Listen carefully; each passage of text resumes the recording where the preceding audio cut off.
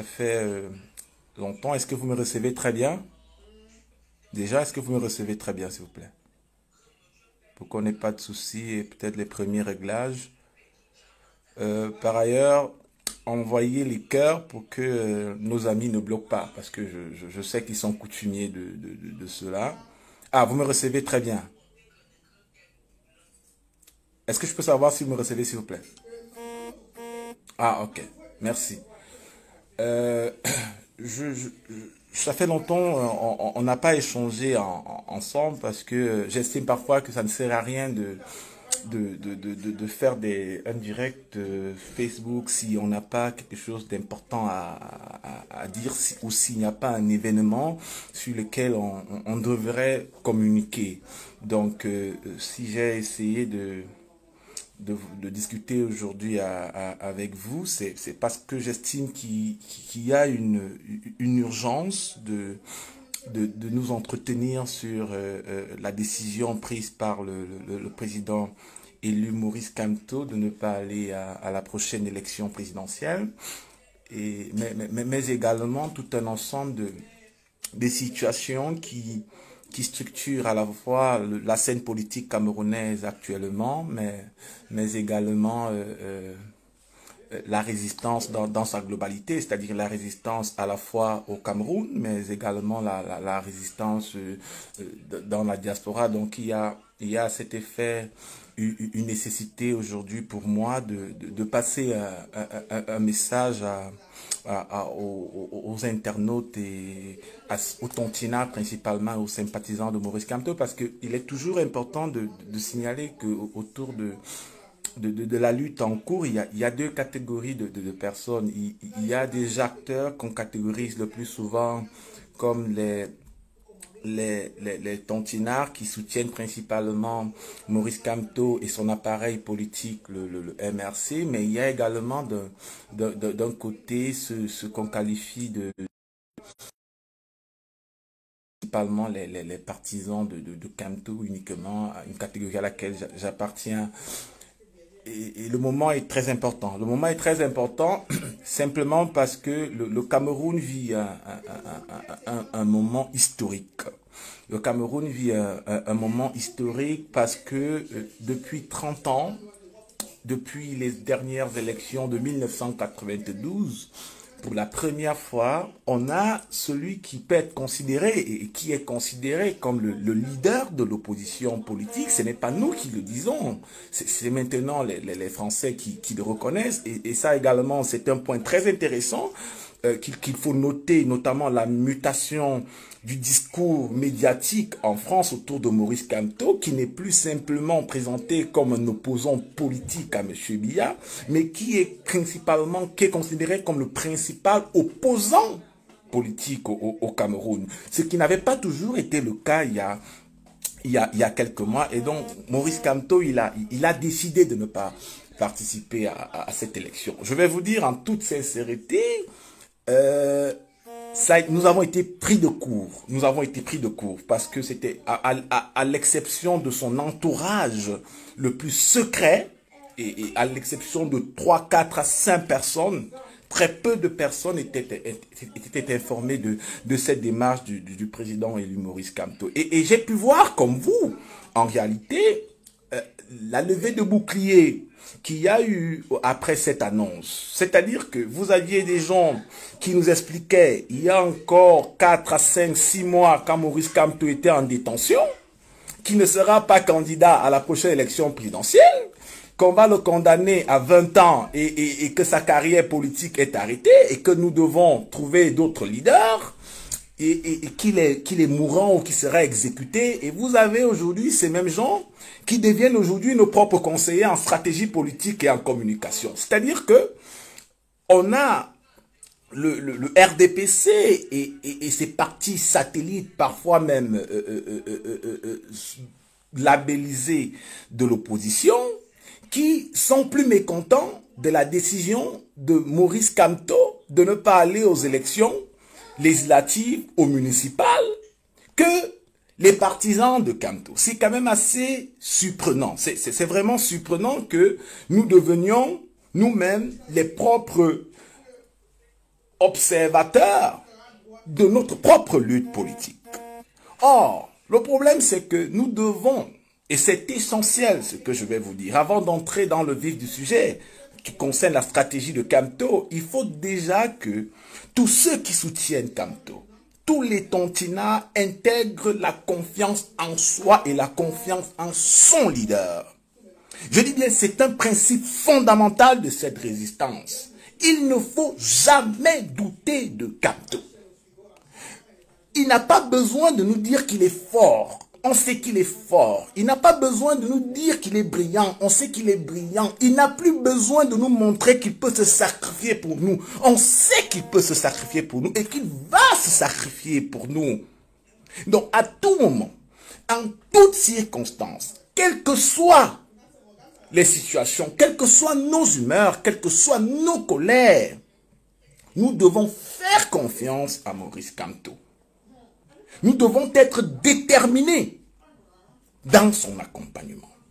C'est essentiel parce que Maurice Kamto, même s'il a tous les talents du monde, il n'aurait pas pu faire ce qu'il a pu faire si nous n'étions pas là. C'est parce que Maurice Kamto sait très bien qu'il a autour de lui des Camerounais consciencieux de l'avenir de leur pays, des Camerounais déterminés à impulser le changement au Cameroun, qui l'accompagne et il sait qu'il peut compter sur nous. À ce moment, ne doutez jamais de votre leader. Il faut savoir qu'il va nous mener vers où nous aspirons. Maurice Kamto dit va, je va. Ne doutez jamais. J'ai vu pendant qu'il était en prison et j'avais compris, après 6 mois de prison, je sentais qu'il y avait un relâchement de manière générale dans la résistance. Je l'observais, je voyais des gens qui doutaient, des gens qui ne pensaient pas qu'il devait sortir. Mais je vous disais toujours, il sortira. Il sortira parce qu'en réalité, Maurice Kamto est dans ce combat depuis près de 20 ans. Il ne s'est pas levé du jour au matin pour dire je vais être candidat à l'élection présidentielle, pour dire je vais prendre en main la destinée de ce pays. Il a planifié. Il a organisé, il a mis sur pied un parti politique qui aujourd'hui l'accompagne. Et c'est parce que Maurice Kamto s'est inscrit dans une logique des bâtisseurs. C'est essentiel ce que je suis en train de vous dire. Être un bâtisseur. Que veut dire être un bâtisseur? Être un bâtisseur, c'est quelqu'un qui ne travaille pas sur l'émotion. C'est quelqu'un qui ne travaille pas sur des données circonstancielles. C'est quelqu'un qui pense à l'avenir. C'est quelqu'un qui se projette. C'est quelqu'un qui anticipe. C'est essentiel de devenir des bâtisseurs. On ne construit pas une société. On ne développe pas une société. On ne fabrique pas un devenir meilleur pour la jeunesse, pour les générations futures, si on n'est pas un bâtisseur. Les Blancs, les Occidentaux, autant pour moi, nous dépassent parce qu'ils sont des bâtisseurs. Quand ils construisent des immeubles, quand ils construisent des routes, quand ils créent des universités, des écoles, quand ils mettent en place des politiques publiques, quand ils mettent des stratégies de développement, ils s'inscrivent dans la logique d'une construction sur le long terme. C'est essentiel de l'intégrer, devenir des bâtisseurs, au lieu de penser à l'immédiateté. Cherchez à savoir ce que je vais manger aujourd'hui, je vais manger maintenant. Il faut penser à l'avenir, il faut penser à vos enfants, il faut penser aux enfants de vos enfants, il faut penser aux neveux de vos neveux. C'est essentiel. Et Maurice Kamto a pris tout son temps. Pendant longtemps, il a travaillé avec Fouly dans les années 90 au sein de la coordination de l'opposition pour proposer une alternative politique au Cameroun.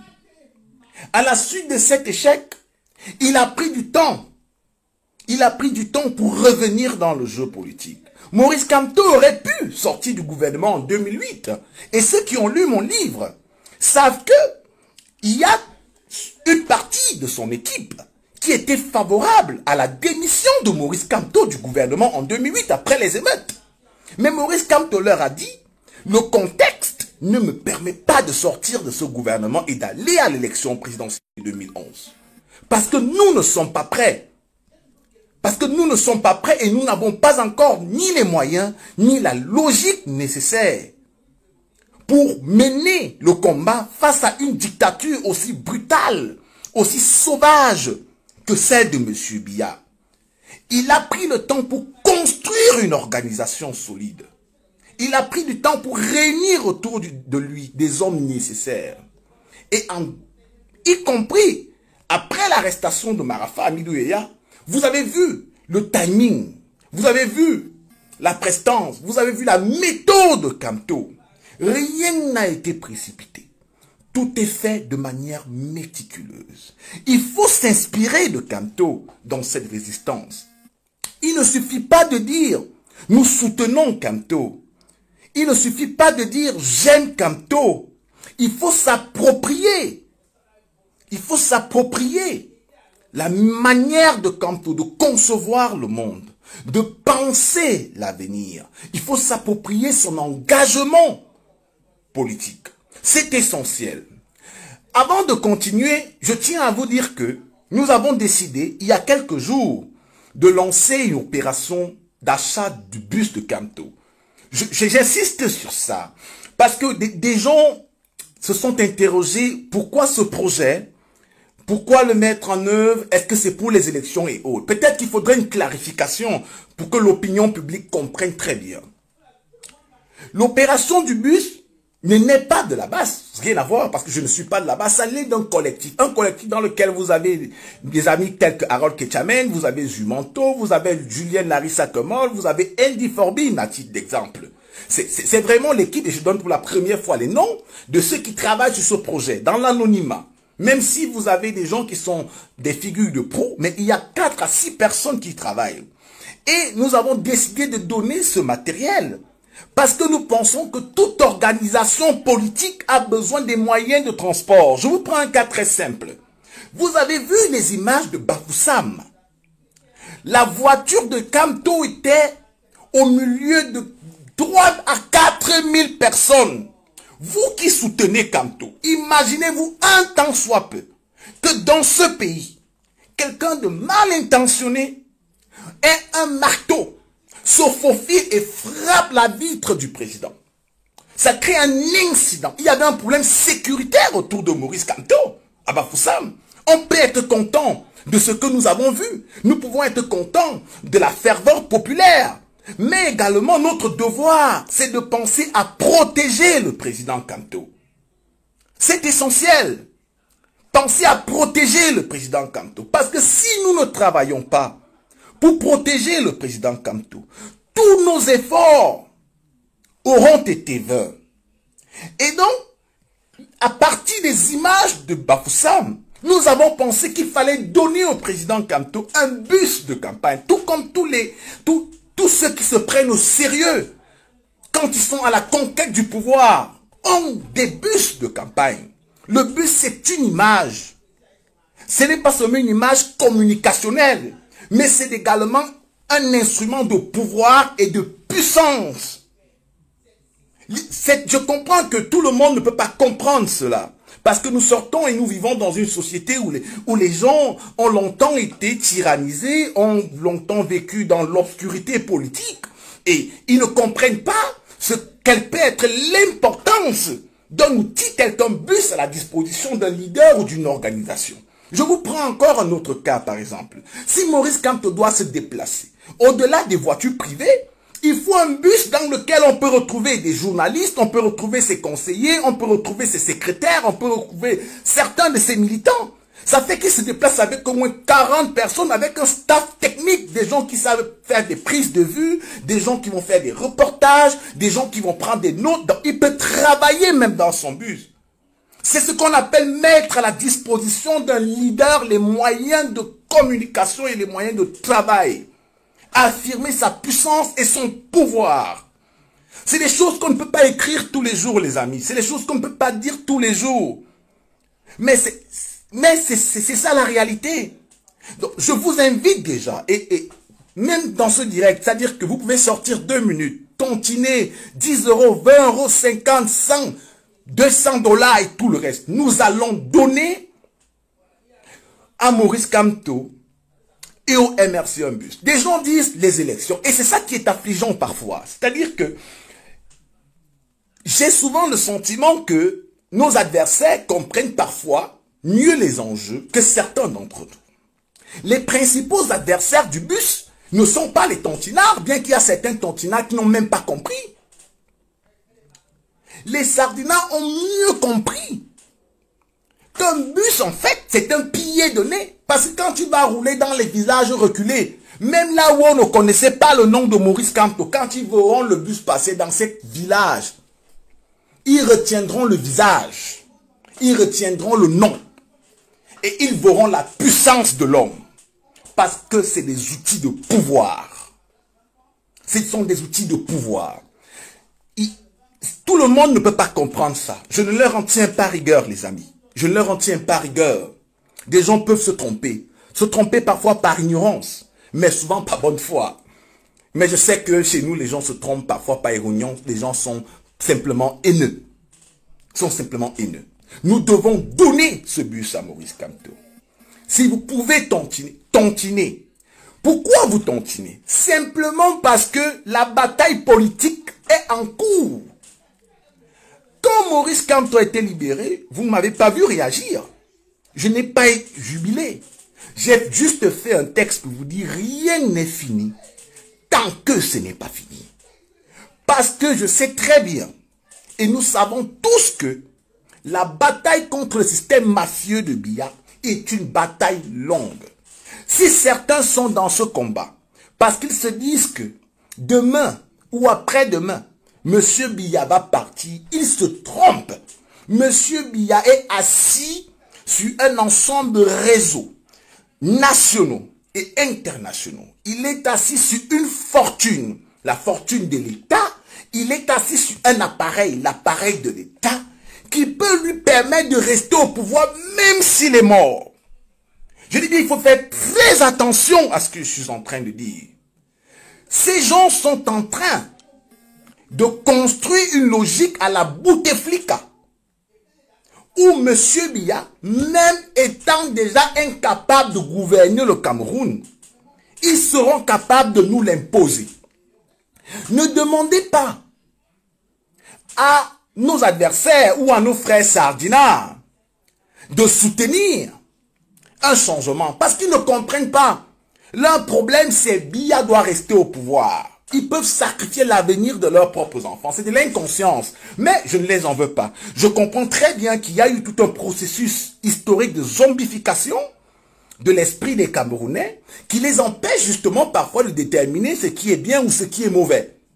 Donc, ils sont dans cette démarche. Mais nous, qui travaillons pour la libération de ce pays, nous devons être prêts à nous engager et à nous battre. Si vous pouvez le faire, tontiner maintenant. C'est-à-dire que n'hésitez pas à cliquer sur les liens qui sont là. Vous financez comme vous pouvez. Financez le bus. Nous allons donner ce bus. Un parti politique n'est pas seulement là pour les élections. Et c'est ce que Maurice Kamto a dit en partie dans sa communication lundi dernier. Il dit, nous ne sommes pas là pour donner des postes aux gens. Un parti politique est là pour transformer une société. Un parti politique existe avant, pendant et après une élection. Il faudrait déjà que nous ayons la capacité, nous Camerounais, d'intégrer cela dans nos esprits. La politique, ce n'est pas le mangement. La politique, ce n'est pas le poste. C'est avoir un poste peut être un outil stratégique dans l'ambition individuelle et collective. Mais faire la politique, c'est d'abord parce qu'on veut transformer une société. Et Maurice Kamto expliquait qu'on ne fait pas la politique si on n'aime pas les gens. C'est parce qu'on aime les gens qu'on fait de la politique. C'est essentiel. Et donc, quand vous donnez le bus au MRC ou au président élu, vous ne donnez pas le bus des élections. Vous donnez le bus à l'organisation qui se bat pour transmettre et diffuser le message de la Renaissance, pour partager la bonne nouvelle aux Camerounais, pour leur dire que Maurice Kamto arrive. Et ça se fait avant, pendant et après une élection. Dans notre propre manière de nous identifier à Maurice Kamto, dans notre engagement pour la lutte, pour la renaissance du Cameroun, nous devons également reformer nos représentations du jeu politique. Nous devons déjà redéfinir la manière dont nous nous approprions la lutte politique. C'est essentiel, ce que je suis en train de vous dire. Tant que nous n'apprenons pas à penser sur le long terme, et effectivement, il y a un aîné qui me faisait savoir que dans ce pays, c'est difficile de voir des gens qui pensent sur le long terme. Mais ce que je sais aussi, c'est que le travail de Maurice Kamto actuellement, c'est de nous amener à voir très loin, à voir au-delà d'aujourd'hui, à voir l'avenir, à voir celui de nos enfants. C'est pour ça que nous devons financer le bus. Le bus peut être le premier outil visible, identifiable, que la diaspora camerounaise peut donner à Maurice Kamto dans sa conquête du pouvoir. Un bus, c'est un outil de travail pour un parti politique.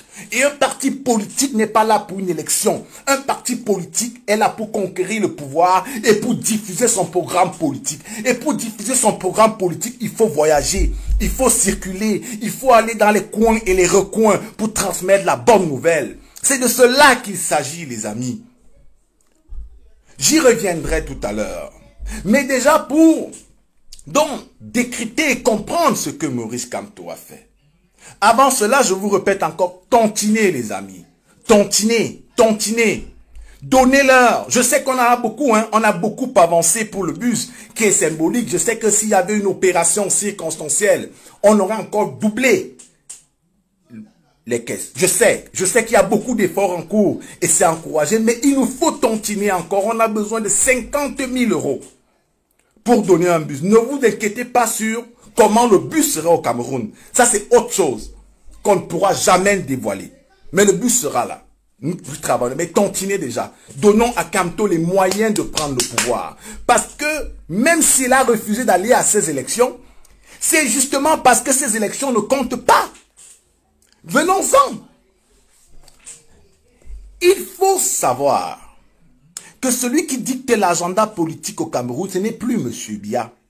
C'est la crise anglophone et Maurice Kamto. C'est essentiel de le comprendre. C'est-à-dire que M.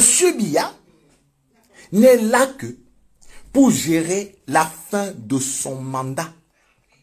Biya a toujours conçu le pouvoir comme étant un outil lui permettant de satisfaire ses propres désirs, ses intérêts et de mourir au pouvoir. N'envisagez jamais au Cameroun un changement démocratique tant que M. Biya est au pouvoir. La matrice intellectuelle de ce monsieur ne lui permet pas d'organiser une élection démocratique. Il ne peut pas le faire. Et parce qu'il ne peut pas le faire, il y a d'autres mécanismes donc qui doivent être activés, notamment la résistance. Biya est un individu qui ne fonctionne qu'au rapport de force. Et Maurice Kamto l'a compris. Maurice Kamto a compris qu'il faut créer le rapport de force par rapport à M. Biya et son régime. Il n'écoute pas. Il n'écoute pas les propositions. Ils n'écoutent pas la politesse. Ils ne comprennent que le rapport de force. S'agissant du code électoral,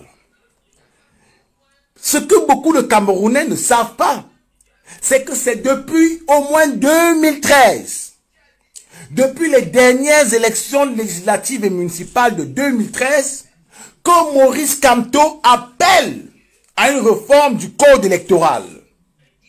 Et il a fait des propositions allant dans ce sens, dans la réforme du code électoral. Il a martelé, lundi dernier, qu'il a déposé à l'Assemblée nationale une proposition de loi qui n'a jamais été examinée. Ce en violation des textes de l'Assemblée nationale du Cameroun. Or, la clé des problèmes du Cameroun, c'est la réforme du code électoral. Parce que quand dans un pays, les jeunes, la population, ne peut pas choisir librement et démocratiquement ses dirigeants, on va inéluctablement aller vers des crises sociales et politiques. Le code électoral est donc la clé de voûte, est donc l'outil nécessaire permettant de refonder une nouvelle république. Chaque Camerounais a le droit d'être gouverné par un élu ou des élus qu'il aura choisis. Et non par des élus qui ont été choisis par eux et qui vont servir d'autres intérêts que leurs propres intérêts. C'est pour ça que Maurice Kamto vous dit, il sacrifie son intérêt personnel pour l'intérêt supérieur de la nation. C'est de cela qu'il est question. Au-delà du code électoral, nous avons la crise anglophone. Ça fait 2 ans, dès 2016, Maurice Kamto a publiquement appelé à une résolution pacifique et des discussions autour de la crise anglophone. Comment pouvons-nous aller aux élections dans un pays où il y a 3000 morts officiellement, et je dis bien officiellement, parce que ce sont des chiffres produits par l'International Crisis Group, qui est une institution crédible. Mais ce sont des chiffres également qui sont élaborés à partir des données, des calculs statistiques si vous voulez, pour faire simple. Et donc, vous avez 1 million de déplacés. Plus d'1 million de déplacés. Quand on parle de déplacés, on a à la fois des déplacés au Nigeria voisin, mais également des déplacés internes. C'est-à-dire nos frères et sœurs qui ont aménagé dans le littoral, qui ont aménagé dans le centre. Certaines de ces jeunes filles qui se prostituent actuellement. Certains qui ont perdu leur... Comment nous allons aller à une élection dans un pays si nous ne pouvons pas d'abord poser les bases d'une résolution d'un conflit d'une telle ampleur? Nous avons pour la première fois un groupe armé qui est solide, parce que c'est de cela qu'il est question. Tous ces agitateurs et ces universitaires de pacotille qui rouspillent sur les plateaux télé ou sur Facebook au nom de la souveraineté de l'État, au nom de la force de l'État. Depuis 3 ans, ils n'ont pas pu mettre fin à ces groupes armés qui n'ont que des fusils de seconde zone. Parce que c'est de ça qu'il est question. La lutte sécessionniste n'est pas encore suffisamment armée. C'est la raison pour laquelle ce régime peut encore tenir et peut encore se prévaloir d'une ou deux choses. Ils n'ont pas encore la capacité de répondre stratégiquement aux attaques de l'armée camerounaise. Parce que les Camerounais sont encore très soucieux de l'unité de leur pays. Le jour où les Camerounais penseront que M. Biya, il faut qu'il parte par tous les moyens, ils vont renforcer l'Ambazonie. Et quand on le sait, et quand on n'en a pas besoin, il a dit qu'il veut un changement dans la paix. Il a dit qu'il ne passera pas sur le corps d'un seul Camerounais pour avoir accédé au pouvoir. C'est de cela qu'il est question. Donc à tout moment, Maurice Kamto peut décider de ne pas aller à ces élections au nom de l'intérêt supérieur de la nation camerounaise. Au nom de l'intérêt supérieur, au nom de la protection de ses vies. Parce que ce que nous ne disons pas, ce que vous ne voulez pas souvent dire, c'est que si c'était nos frères, si c'était nos sœurs, si c'était nos mères, si c'était nos pères, si c'était nos cousins et nos neveux qui étaient éliminés, comme c'est le cas dans la zone anglophone aujourd'hui, nous n'aurons pas accepté ces élections. Ne soyons pas individualistes. Ne soyons pas égoïstes. La décision de Kamto, c'est une décision qui s'inscrit dans l'ordre normal des choses et c'est une décision républicaine. Aucun leader politique sérieux ne peut décider d'aller à cette élection. Mais pourquoi le SDF? Mes amis du SDF, j'espère que vous m'écoutez. Pourquoi le SDF va à cette élection? Mais parce que le SDF est devenu un parti de gouvernement depuis des décennies. Je vais vous faire une révélation ce soir. Et je demande à quiconque du SDF de me contredire. Il y a quelques jours, il y avait le dernier NEC. Le NEC, c'est le National Executive Committee, l'instance dirigeante du SDF. Frundi n'était pas au Cameroun. Frundi était aux États-Unis. Le NEC s'est réuni à Yaoundé.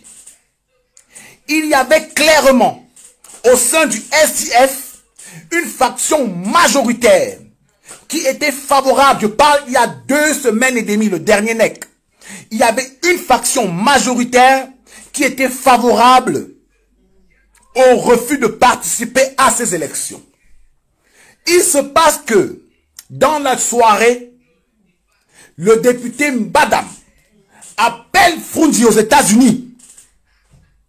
C'est Fundi qui passe le message à Joshua aussi et qui leur dit, nous allons aller à cette élection.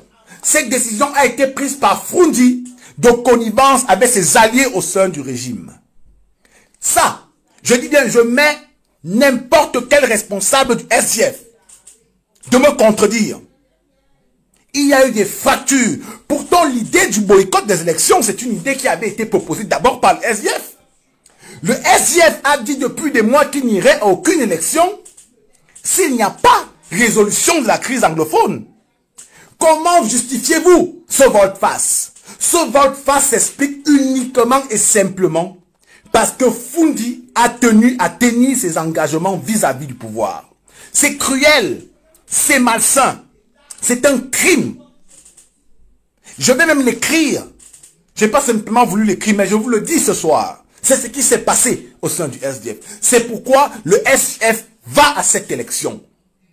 Ça n'a pas été une décision collective, une décision collective. Ça a été une décision de Fundi. Et parce que dans ce pays, on n'a pas de leaders politiques qui pensent à l'avenir, qui pensent aux générations futures, qui ont le sens du sacrifice. Beaucoup de leaders du SDF ont accepté suivre la décision de Fundi.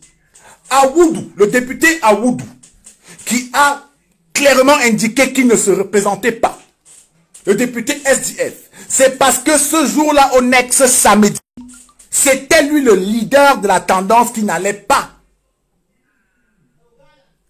aux élections.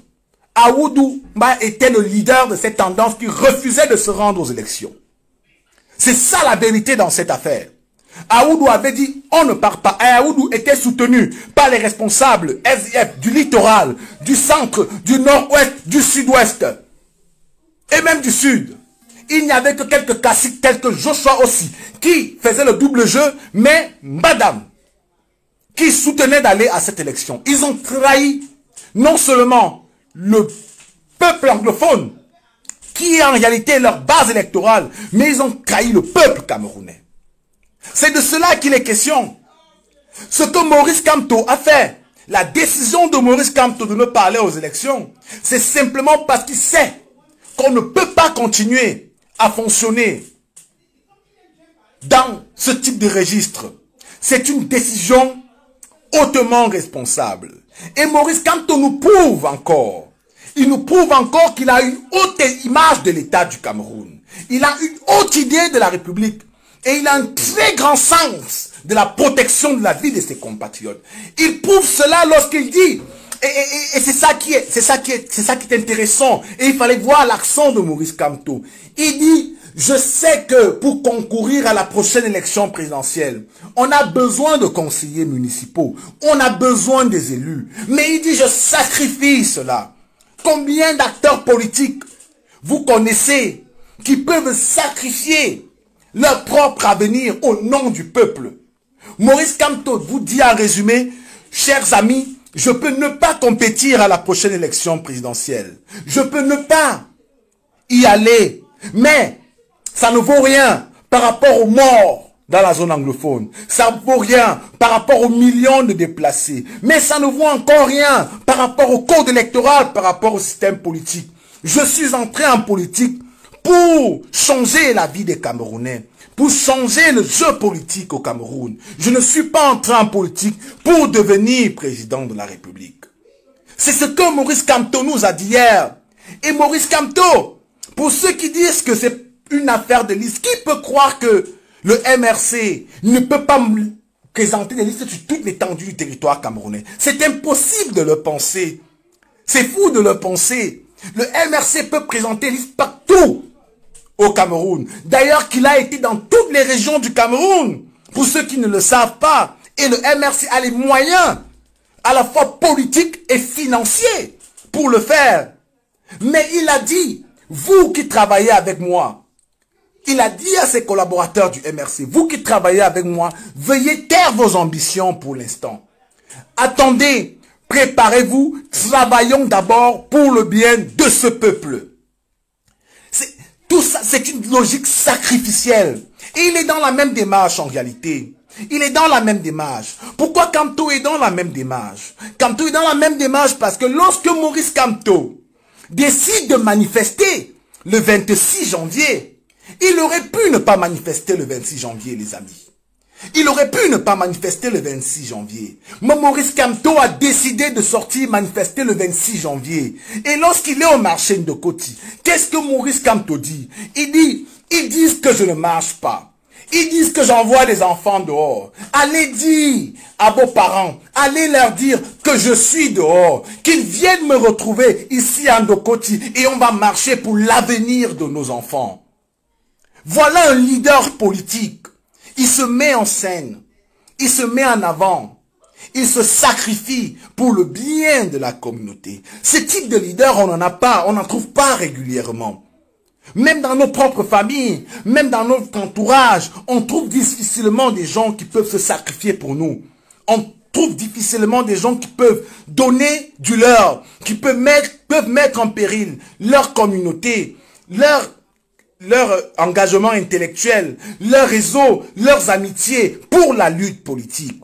C'est des personnages qui sont très rares dans l'histoire. Et il a fait le 26. Il a été arrêté le 28. Mais quand on arrête encore le 28, Maurice Kamto, ce lundi, dans l'après-midi, après la réunion qui se tient à la présidence de la République pour arrêter Maurice Kamto, on envoie un message parce qu'il y a également le 28 janvier, à la présidence de la République, une fracture au sein de l'appareil de l'État. Il y a un groupe de personnes qui estiment qu'on ne doit pas arrêter Maurice Kamto et que Maurice Kamto n'est en rien impliqué dans les attaques des ambassades et que ce n'est pas Maurice Kamto. Il y a une autre tendance, la tendance des extrémistes, ceux qui depuis 2016 veulent arrêter Maurice Kamto. Ça, c'est ce que les gens ne disent pas souvent. C'est que le projet et le président élu Maurice Kamto l'a martelé encore hier. Lundi, autant pour moi, il a dit qu'il y a un projet d'élimination de sa personne, de Pende Koka et d'Alben Zongan.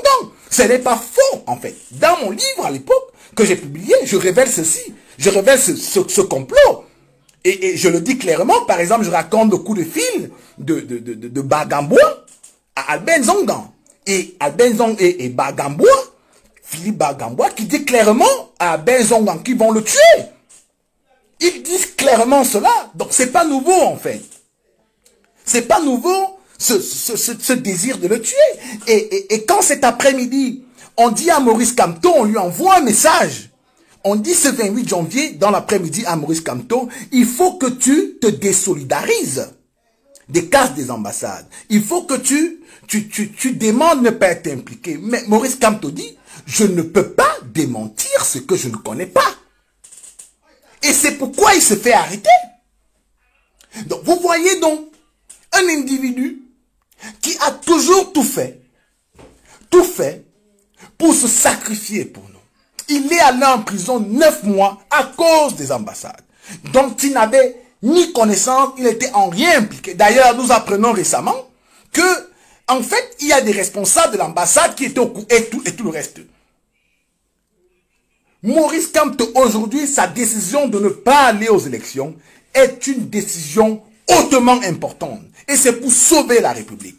Mais c'est d'autant plus sauver la République qu'on sait tous que, au sein de l'entourage de M. Biya aujourd'hui, il y a des gens qui s'apprêtent à le renverser. C'est connu. Il y a des gens autour de M. Biya qui aujourd'hui travaillent à prendre le pouvoir, que ce soit par un coup d'état militaire ou que ce soit par d'autres mécanismes, y compris sa propre élimination. Ils ont bâti tellement de réseaux, ils ont pris en otage les institutions, ils se sont fabriqués un magot financier que non seulement ils sont en train de tuer tous les legs démocratiques lourdement acquis au prix de longues luttes depuis les années 90, mais ils ont pris le monopole sur nos vies. Et ce complot que révèle Maurice Kamto contre sa personne, sorry please. Ce complot, autant pour moi que révèle Maurice Kamto contre sa personne, c'est en réalité un complot pour une prise de pouvoir sans lui. Parce que la principale menace aujourd'hui à une prise de pouvoir par ces gens, par ces voyous, c'est Maurice Kamto. Je dis bien, c'est Maurice Kamto. Et ils vont utiliser, ils vont mettre tout en branle. Ne soyez pas surpris qu'ils aillent à ces élections de février. Ils vont faire ce forcing. Vous avez des gens qui ont arrêté Kamto. Toute la communauté internationale a demandé de libérer Kamto. Ils ont tout fait pour le maintenir en prison 9 mois. Ils ont tout fait. Il a fallu que nous travaillions, il a fallu que la résistance se radicalise un peu plus pour qu'ils comprennent que ça ne peut pas tenir. Il a fallu que les Blancs leur disent, mes amis, on ne veut plus voir ça. On ne peut pas tenir cette affaire. C'est la raison pour laquelle ils ont relâché Kamto. Ils n'ont pas relâché Kamto pour leurs beaux yeux, mes amis. Ne vous trompez pas. Le maître ne libère jamais l'esclave. Je dis bien jamais. Le maître ne libère jamais l'esclave. C'est l'esclave qui se libère du maître. Ça veut dire que si Maurice Kamto a été relâché, c'est parce que Kamto est fort. C'est parce que Kamto est fort. Mais aujourd'hui, ils savent que c'est le principal obstacle à leur prise de pouvoir. C'est pour ça que pour la première fois, Maurice Kamto a officiellement reconnu qu'il y a un programme d'extermination contre sa personne. Car c'est l'unique contre-pouvoir. Je dis bien, l'unique dans ce pays, c'est l'unique contre-pouvoir. Je connais personnellement beaucoup de leaders de l'opposition camerounaise. J'ai été journaliste politique dans ce pays pendant 6 ans. 6 ans, très jeune. Je me suis entretenu avec 80% d'entre eux. Mais personne n'a le profil de Kamto. C'est la raison pour laquelle quand je parle souvent, je n'ai parfois que du mépris pour certains que je connais.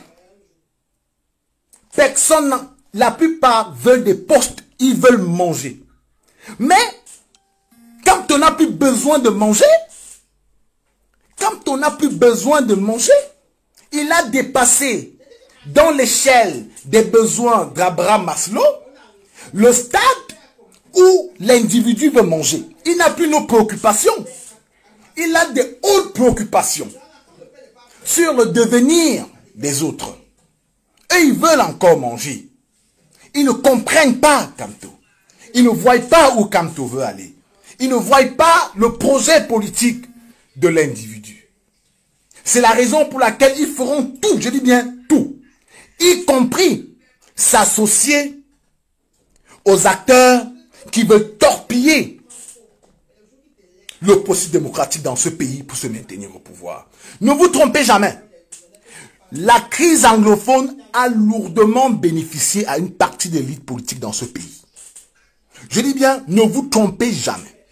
À la fois à l'armée avec le carburant, la nourriture, les achats d'armes et autres. Quand je parle de l'armée, je ne parle pas seulement des militaires. Je parle également des fonctionnaires de l'armée. C'est essentiel. Mais également à des acteurs politiques au sein du pouvoir qui pensaient que la crise anglophone peut leur permettre de rester dans le jeu politique et de prolonger indéfiniment la crise. Ils ont été pris de court par Kamto. Parce que le régime de Biya aujourd'hui avait besoin d'une certaine légitimité, ou a besoin d'une certaine légitimité. Je répète encore, les amis, c'est un régime qui est acculé. C'est un régime qui est au bord de l'effondrement. C'est un régime qui peut tomber. Pour l'instant, nous n'avons pas encore atteint ce que Achille Mbembeate appelle le coefficient d'indocilité nécessaire pour faire tomber la dictature. Mais c'est un régime qui est très fébrile. Et les élections, ces élections, allaient les permettre de légitimer leur forfaiture. Allaient leur permettre de dire aux Blancs, vous voyez, nous avons organisé des élections, tous les partis politiques ont participé, il y a eu ceci, Même le MRC de Kamto a participé. Et donc, nous avons besoin d'argent. Parce qu'ils n'ont plus d'argent. Si vous voulez frapper quelqu'un, frappez-le au porte-monnaie. Ne vous trompez pas. Frappez au porte-monnaie. Ils n'ont plus d'argent. Et ils avaient besoin d'argent. Ils ont besoin d'argent. C'est pourquoi les sardinards ou nos frères qui supportent le RDPC sont à bout. Ils sont à bout parce qu'ils savent très bien que nous allons entrer dans les prochaines semaines dans une autre crise politique qui va affaiblir le régime. C'est de cela qu'il s'agit. C'est une question de stratégie. La politique, c'est pas pour les bébés. Si vous ne comprenez rien. Moi, j'ai lu des gens qui, de toute leur vie, n'ont jamais milité dans un parti politique, qui, de toute leur vie, n'ont jamais écrit un article politique ou un article sur la politique au Cameroun, qui, de toute leur vie, n'ont jamais voté, qui, de toute leur vie, n'ont jamais manifesté, qui, de toute leur vie, n'ont jamais donné un article d'opinion, qui critiquent la stratégie de Kamto. Vous sortez d'où? Vous sortez d'où? Que des gens dans ce pays apprennent à être humbles. Que des gens dans ce pays apprennent à comprendre quelle est leur place dans les dynamiques. Tout le monde ne peut pas faire la même chose. Que des gens s'assument. Quel niveau ils ont pour critiquer la stratégie de Maurice Kamto? Ils n'ont aucun background. Certains se sont découverts des politiciens il y a moins d'1 an. D'autres se sont découverts des agitateurs il y a 6 mois. Certains pensent qu'il suffit de rester sur Facebook, écrire des articles et être un très grand stratège politique. Mais c'est pas possible, les amis. C'est pas possible. Quel est ce pays où le médecin est déjà architecte, le chimiste est déjà enseignant de littérature? Ce n'est pas possible que les gens se respectent et respectent le travail des autres. Respectez le travail des autres. Ce n'est pas en vociférant et en prétendant être ce que vous n'êtes pas, et en convoquant des argutis, j'appelle cela des argutis, que vous avez raison. Ce n'est pas parce que les gens ne répondent pas, c'est pas parce que les gens ne disent pas certaines choses que vous avez raison. Non, les amis. Moi, ça fait 7 ans, nuit et jour, quand vous allez vous coucher. Moi, je reste pas debout jusqu'à 2 heures, 3 heures. Parce que nous, on fait la veille. On prépare le lendemain. On essaye de savoir qu'est-ce qui va se passer demain. Quel est le coup qui arrive? Comment réagir? Comment anticiper? Nous travaillons sur ça depuis 6 à 7 ans. Dans l'ombre, on ne parle pas. Quand on vous dit, nous on a dit, monsieur Kamto va, on va seulement. Mais aujourd'hui, ils sont devenus des spécialistes de tout. Vous avez un homme qui s'est autant sacrifié pour ce pays, qui s'est autant engagé, qui a tant donné pour la République. Et vous avez la prétention de lui donner des leçons de résistance. Qui êtes-vous? Y compris ses propres étudiants. Qui êtes-vous? Allez faire 9 mois de prison, revenez, et nous allons parler de résistance. Tant que vous ne faites pas les 9 mois de prison là, Maurice Kamto dit va, je vais. Le reste, c'est pour vous là-bas. Ceci étant dit, compte tenu du fait que Maurice Kamto sait très bien où il nous amène, il sait très bien que la communauté internationale ne lâchera pas Biya. Et pour vous dire le niveau d'écriture intellectuelle du régime, hein, c'est essentiel ce que je vous dis. C'est-à-dire que il n'y a pas seulement un vide politique au pouvoir à Yaoundé. Il y a un vide intellectuel. Des gens qui étaient nuls. Je dis bien nuls. Il faut aller chercher. Mais Maurice Kamto a dirigé Ferdinand Gongo à lyrique. Pour ceux qui ne le savent pas, Maurice Kamto a dirigé le mémoire de Ferdinand Gongo à lyrique. Mais c'était un étudiant nul, faible. Allez demander à ses camarades.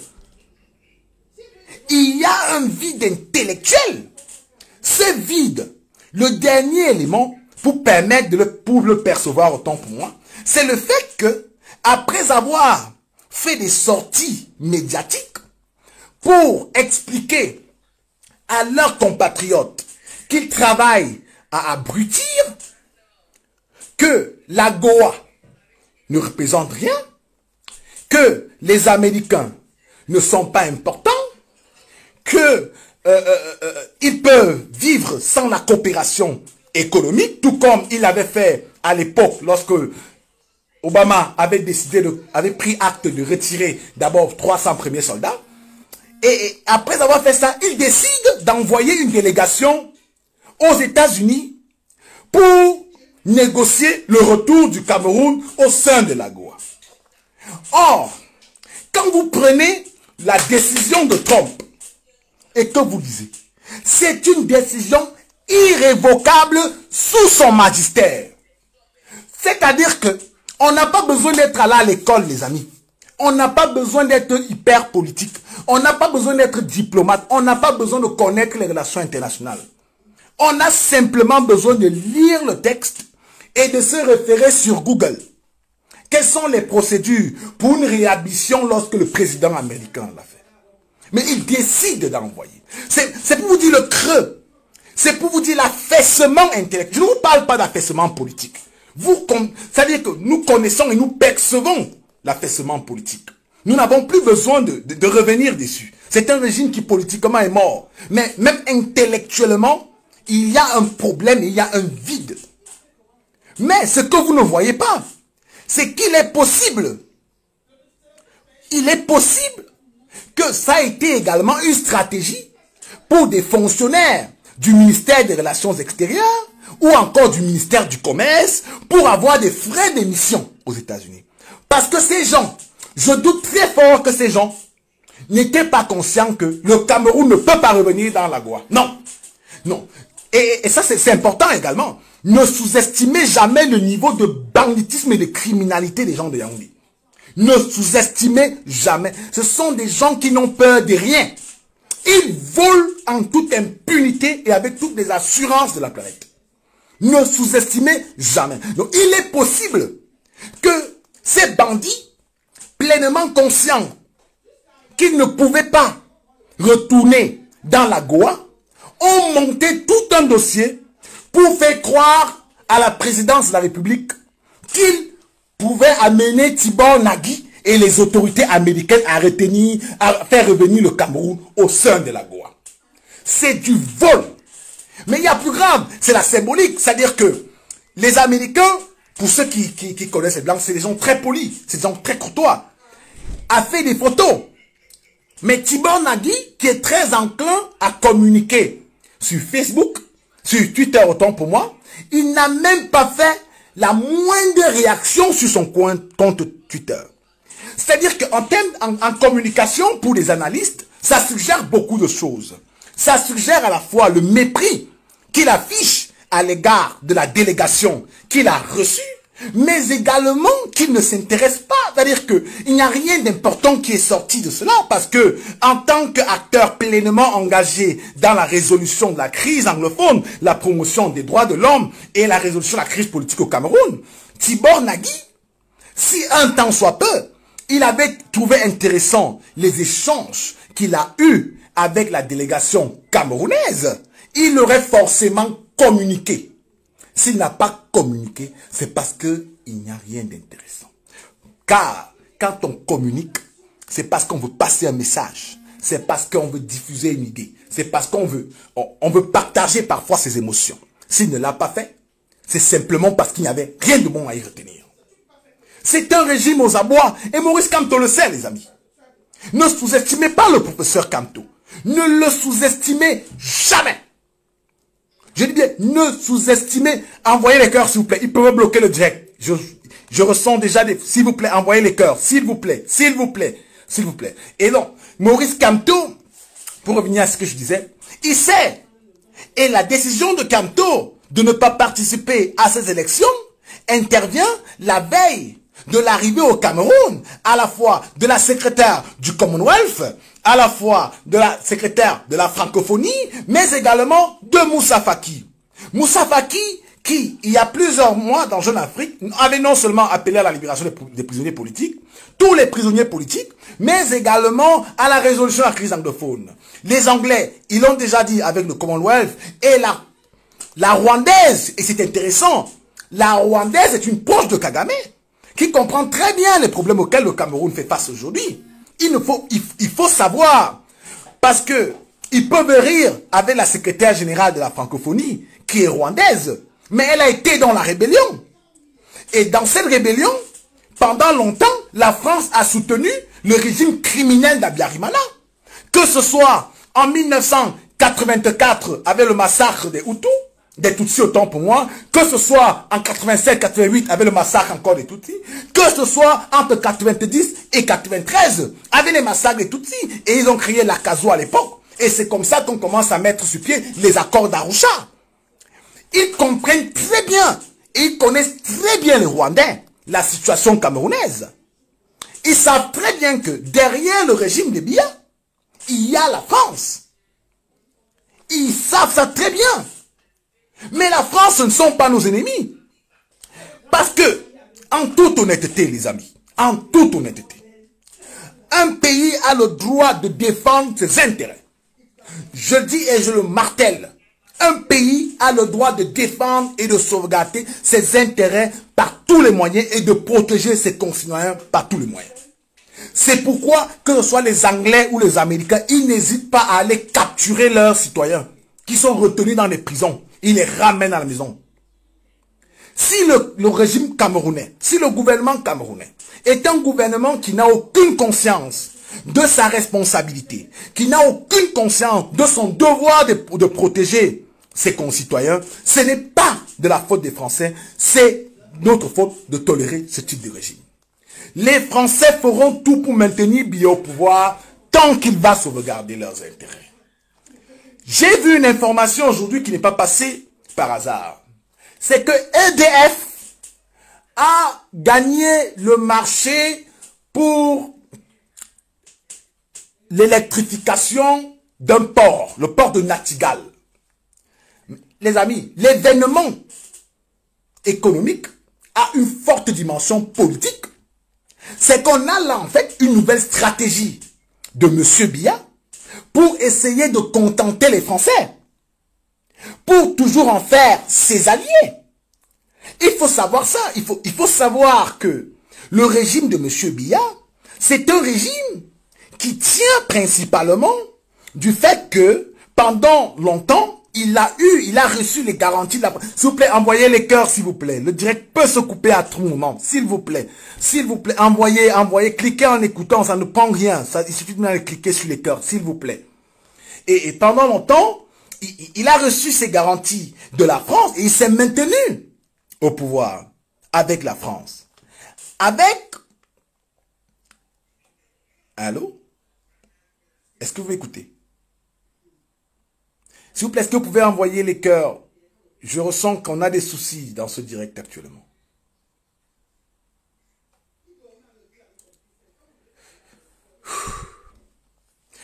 Vous voyez, c'est ce que je dis, envoyer les cœurs, c'est bien d'écouter, mais envoyer les cœurs parce que quand le direct va se couper, on ne s'écoutera plus. C'est ce que je dis, c'est-à-dire que travaillons ensemble en réalité, travaillons ensemble, envoyez les cœurs, cliquez sur les cœurs s'il vous plaît, cliquez sur les cœurs. On va pas y parvenir, croyez-moi. Pour revenir à ce que je disais, pendant longtemps, il est parvenu à se maintenir au pouvoir parce que les Français étaient là et parce qu'il a pu tout donner aux Français. Que ce soit la PHP, et vous avez eu les grèves, que ce soit les brasseries du Cameroun, que ce soit les mines, que ce soit les transports, les Français ont presque tout eu.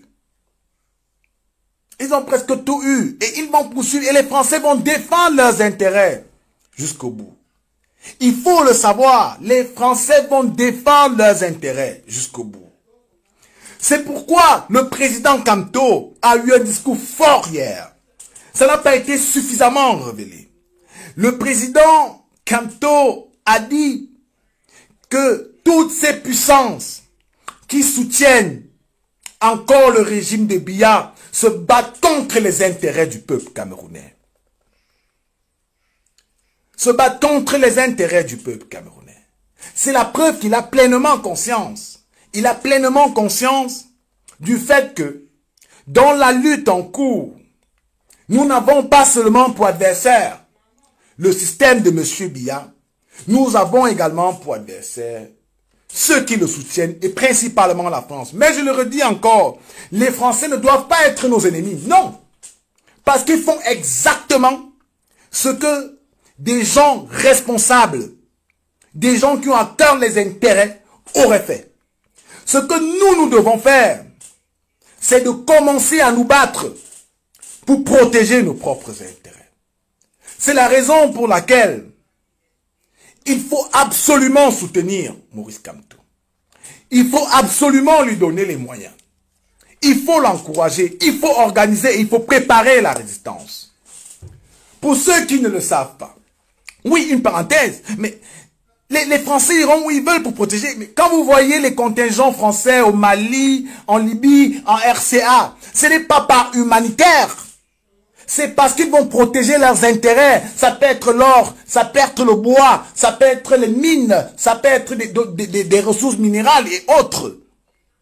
Ils le feront tant que nous ne prendrions pas nous-mêmes la décision de nous assumer et de nous défendre. Nous ne nous faisons pas d'ennemis inutiles. Chacun défend ses intérêts. Notre devoir, le devoir de tout Tontinard et de tout sympathisant de Maurice Kamto, c'est de le protéger et de protéger le Cameroun. C'est de cela qu'il s'agit. Défendre Kamto et défendre le Cameroun. C'est notre devoir. Mais pour cela, il faut donner les moyens à Kamto. Il faudrait que des gens s'organisent, des gens se mettent ensemble et que vous puissiez rester déterminés. Déterminés dans votre engagement pour la résistance. Ne soyez pas des gens de peu de foi. Ne soyez pas des gens facilement ébranlables par les émotions produites parce que vous avez observé un direct. Par des discours farfelus, mais qui parfois, les mots sont bien arrangés, qui vous font douter de vous-même. Soyez des gens pleins de conviction. Soyez des gens déterminés. Soyez des gens qui croient à un guide. Soyez des gens qui savent que nous avons un individu à la tête de la résistance qui peut nous conduire vers une nouvelle destination, vers un Cameroun meilleur. Pour cela, il faut s'organiser. Il faut se mettre ensemble. Je vous ai dit, il faut tontiner pour le bus. Parce que tontiner pour le bus en ce moment-ci, en ce moment où les gens doutent du président élu Kamto, en ce moment où les gens parlent du président Kamto à tort et à travers, en ce moment où n'importe quel illuminé peut se lever et pondre n'importe quoi sur la toile. Notre devoir, c'est de réaffirmer notre détermination à soutenir Maurice Kamto par tous les moyens. Et nous devons montrer également, parce que tout le monde a besoin d'être aimé, les amis. Tout le monde. Il ne suffit pas de dire « je t'aime ».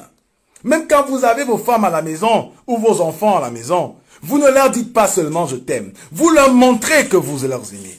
Vous montrez à votre femme que vous l'aimez tous les jours avec des cadeaux, en assumant vos responsabilités, en la prenant dans vos bras et autres, tout comme vous le faites à vos enfants en les envoyant à l'école, en prenant soin d'eux. Tout le monde a besoin de se sentir aimé. Montrons au président Kamto que nous l'aimons. Il faut une preuve d'amour également. Il faut donner ce bus à Maurice Kamto. Vous avez les liens. Tontinez pour le bus de Maurice Kamto. Donnons-lui ce bus. Pour finir, parce que là on a dit passer déjà 1 heure, j'avais prévu 1 heure, la résistance dans la diaspora. Je sais, je puis vous dire que je suis au courant de beaucoup de choses qui se passent dans la diaspora camerounaise.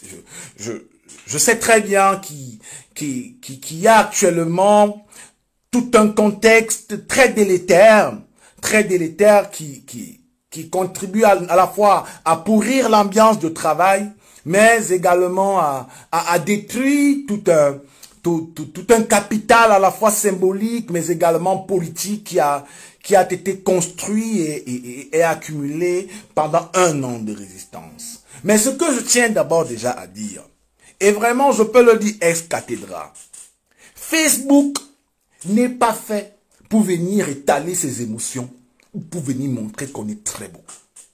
Il faut éviter d'être des psychopathes ou des narcissiques. Il faut éviter, surtout quand on est en résistance. Si vous voulez faire ce que vous voulez faire pour vous plaire à vous-même, sortez de la résistance. Allez sur vos pages, parlez en votre nom, mais ne vous présentez plus, ne parlez plus au nom de la résistance. Quand vous voulez intervenir au nom de la résistance, assurez-vous que tout ce que vous allez dire, tout ce que vous allez écrire, serve la résistance. C'est fondamental ce que je suis en train de dire. Il n'y a qu'une seule personne qui est importante dans cette résistance. Je dis bien une seule personne, Maurice Kamto. Il n'y a que Maurice Kamto. Il n'y a que le guide pour l'instant. C'est la seule et unique personne qui compte. Nous tous, nous devons nous concevoir comme étant à son service. Nos humeurs, nos émotions, notre orgueil et autres ne doivent jamais nuire à Maurice Kamto. C'est essentiel. Facebook n'est pas là pour gérer nos vies. Facebook n'est pas là pour gérer nos vies ou nos humeurs. Les Camerounais qui soutiennent Kamto, qui se battent dans cette résistance, ils ne sont pas là pour écouter vos problèmes personnels. Ils ne sont pas là pour savoir si j'ai été vu ou j'ai été cité dans un direct. Ça ne les intéresse pas. Ce qu'ils veulent savoir, c'est quels actes vous avez posés dans le cadre de la résistance et pour défendre la résistance. Tout le reste ne compte pas. Et moi, je peux le dire. Ce n'est pas parce que je ne parle pas. Ce n'est pas parce que je ne parle pas. Moi, j'ai vu des crapules. Je dis bien des crapules. Écrire du n'importe quoi. Mais je me suis dit, m'intéresser à des personnages aussi vulgaires, c'est leur donner une image, une visibilité qu'ils n'ont pas. Simplement parce que je sais qu'en reprenant une bataille, je ne vais pas seulement nuire à la résistance, mais je peux nuire également à l'image de mon président. C'est essentiel ce que je suis en train de dire. Personne n'est important dans cette résistance, à part Kamto. Et quand je parle, je m'adresse à tous ceux qui sont dans la base. Tout le monde qui est dans la base de la résistance diaspora. Vous ne valez pas grand-chose. Vous ne valez pas grand-chose. Nous sommes tous au service de Kamto. Si l'un d'entre nous quitte la résistance, croyez-moi, il sera remplacé dans cette résistance. Il sera remplacé. D'autres énergies vont émerger. D'autres personnages vont apparaître. Ne nous prenons pas pour ce que nous ne sommes pas. Ne nous prenons pas pour ce que nous ne sommes pas. Ce qui est important, c'est d'intégrer la logique du sacrifice. Le sacrifice, taire mon ego, taire ma colère, taire mes frustrations pour servir la cause. Pour servir la cause. Il y a toujours dans cette résistance, aujourd'hui, des stigmates. Je vais qualifier ça de stigmates. Autour des levées de fonds. Mais mes amis, c'est injuste. Il y a des gens qui sont connus. Moi, Boris Berthold, je n'ai jamais levé 5 francs dans cette résistance. Je ne m'associe pas aux questions d'argent. Ça ne m'intéresse même pas du tout. Moi, j'aime les idées. J'aime réfléchir, j'aime penser, j'aime proposer, j'aime organiser. Ça, c'est mon truc. Mais je sais qu'il y a eu des problèmes. Et pour vous dire à ceux qui m'écoutent, moi, j'ai été à un moment donné associé à des tractations pour réconcilier des gens. Je connais les problèmes là, je les connais. Mais je ne les exposerai jamais. Parce qu'il faut protéger cette résistance. Il faut protéger cette résistance. Je sais même que j'ai la capacité de détruire l'image des gens. Mais ça ne m'intéresse pas du tout. Pourquoi je le ferais? Qu'est-ce que je gagnerais? Je ne gagnerai rien. Au contraire, je vais donner des moyens communicationnels, politiques, intellectuels à nos adversaires pour nous attaquer. Pour nous attaquer. Agis toujours de telle sorte que la maxime de ton action puisse être érigée en règle universelle. Disait Emmanuel Kant, quand vous vous levez, vous prenez sur vous de venir écrire du n'importe quoi au nom d'une vengeance ou d'une clarification dont je ne sais pas où elle vient. Est-ce que vous servez la résistance?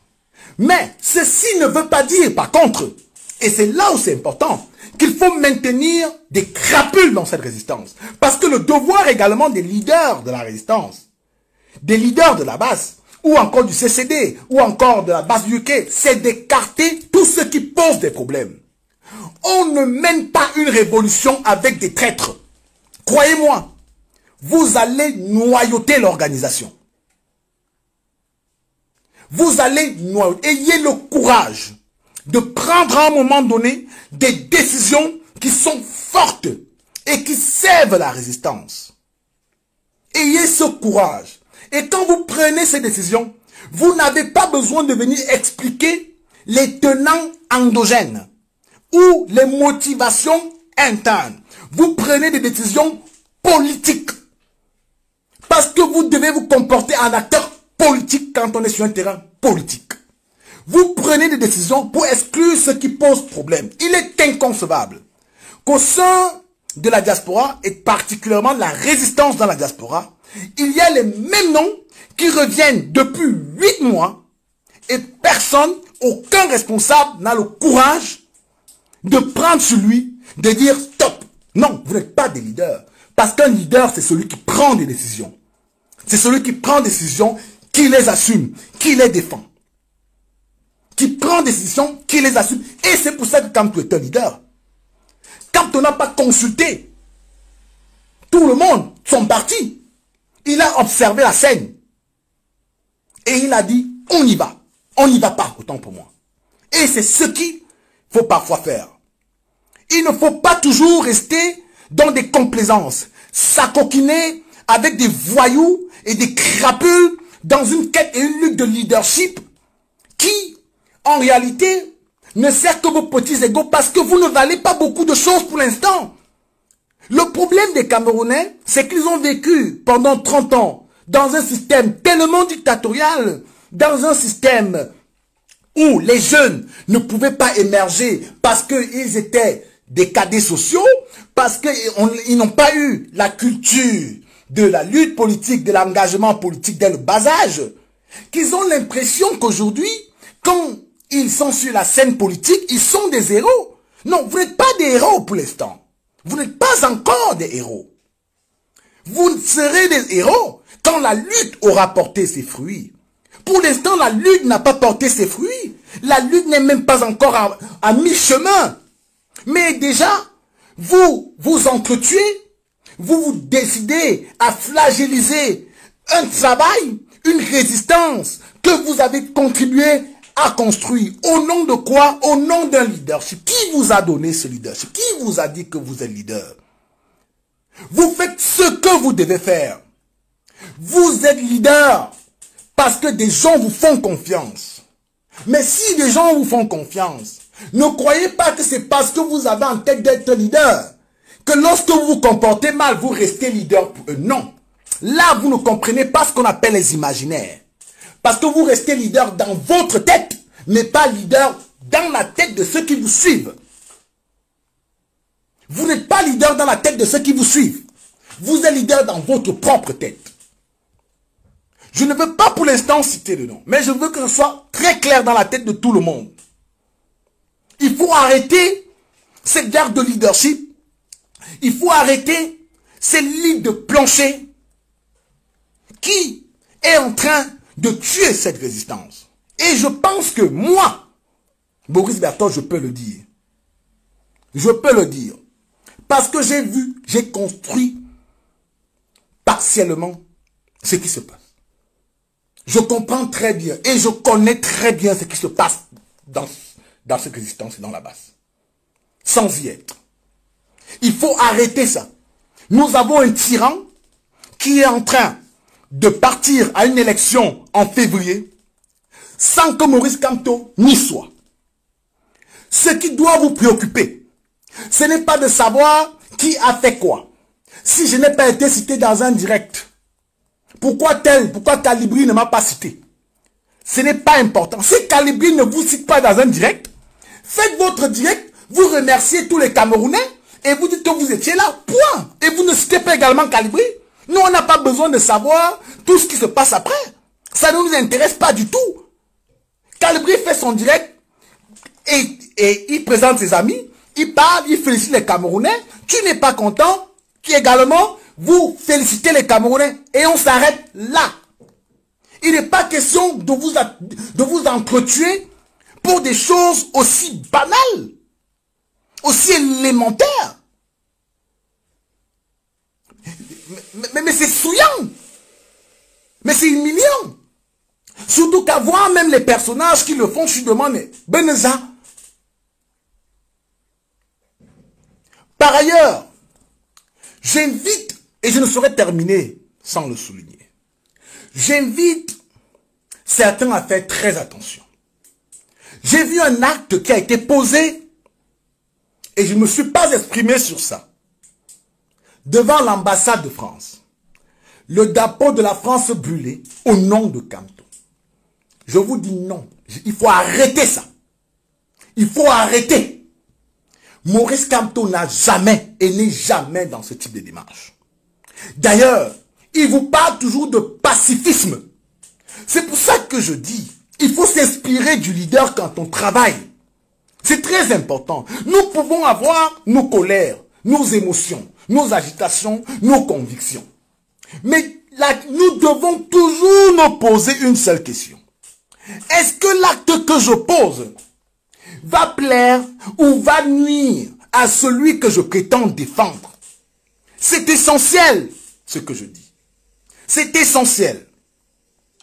On ne peut pas poser certains actes au nom de Kamto. On ne peut pas prétendre défendre Kamto et dire qu'on a posé un acte pour défendre Biya. Biya qui a mis Kamto en prison pendant 9 mois, c'est de la folie. C'est de la folie, voilà, sorcellerie. On ne peut pas le faire. Il faut être clair là-dessus. Et pour l'instant, j'espère que certains vont m'écouter.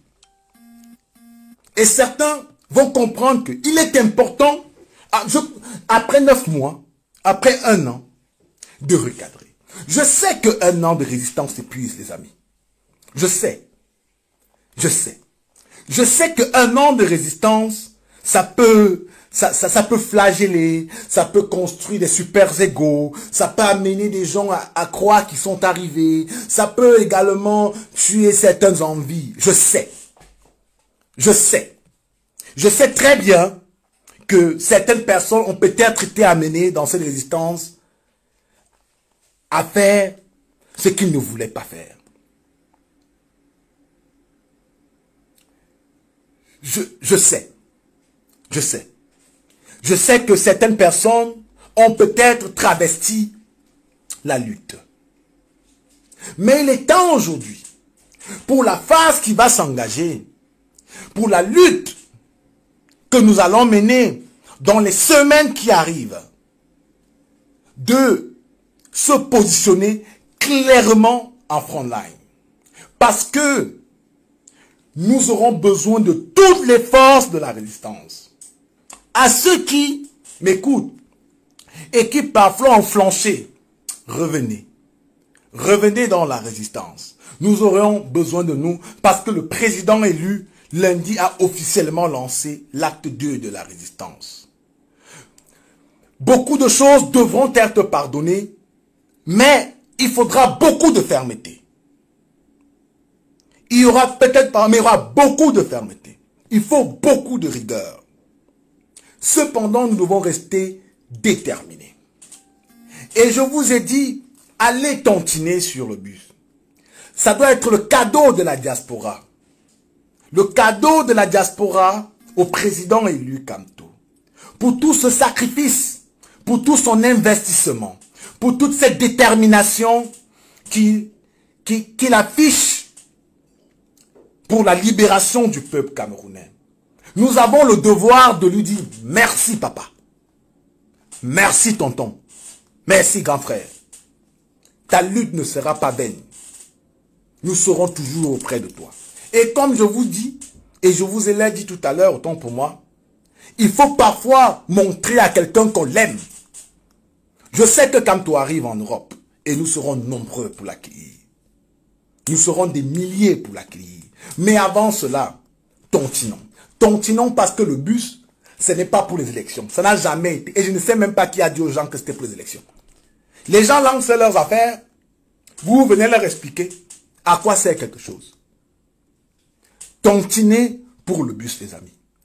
Tontinez ce que vous pouvez 10, 20, 100, 30 euros, 100 dollars, 300 et tout le reste. Mobilisez-vous.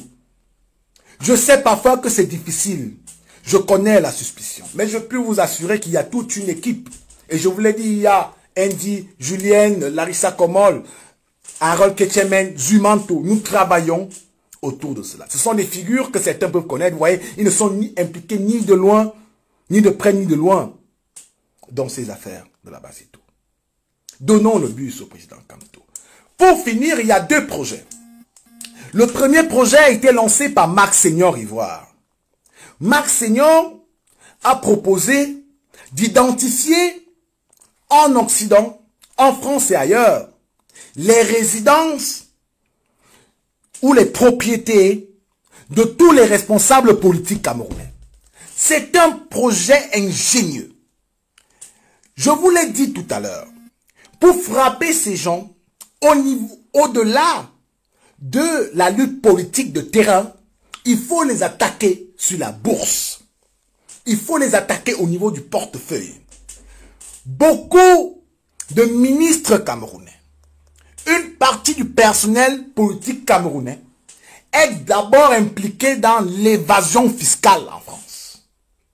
Ils ont acheté des résidences partout sous des prête-noms. Attaquons-leur sur leurs biens. C'est ce qu'on appelle en France de l'évasion ou de la fraude fiscale. Ils seront frappés.